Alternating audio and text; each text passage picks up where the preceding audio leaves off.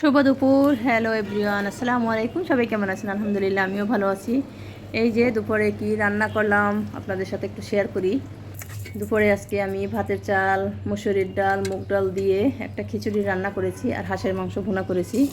তো এই তো আজকে দুপুরের আয়োজন।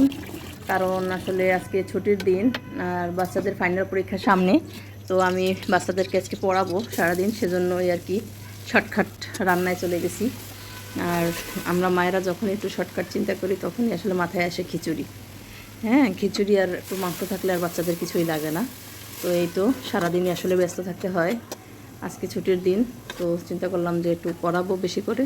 তো রান্নার কাজে বেশি একটা সময় দেবো না, তাই পড়তে বসিয়ে ওদেরকে মাঝে মাঝেই আমি রান্না করতেছি আর টেবিলে যাচ্ছি পড়ার জন্য। আমার আর এক মেয়ে মেডিকেলে অ্যাডমিশন দেবে, তো সেজন্য ওকে নিয়ে একটু কোচিংয়েও দৌড়িতে হয়। অনেক ব্যস্ত থাকি আসলে। আর ছেলে আছে দুটো।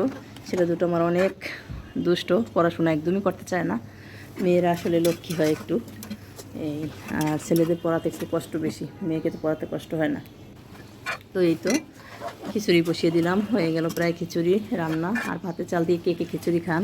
আমার তো অনেক ভালো লাগে। আমি মাঝে মাঝে ভাতের চাল দিয়ে খিচুড়ি রান্না করি, আমার খুব ভালো লাগে। গরু মাংস দিয়ে আরও মজা লাগে। আজকে আমি হাঁসের মাংস দিয়ে খাবো। তো এই যে হাঁসের মাংস দিয়ে আমি একটু আলু দিয়েছি, নতুন আলু কষিয়ে। এবার পানি দিয়ে দিলাম সিদ্ধ হওয়ার জন্য। এখন আমি হাঁসের মাংস ভুনা করে ফেলবো। এই খিচুড়ি প্রায় হয়ে আসছে আমার।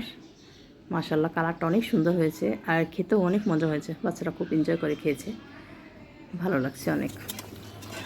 তো এই তো খিচুড়ি রান্না শেষ।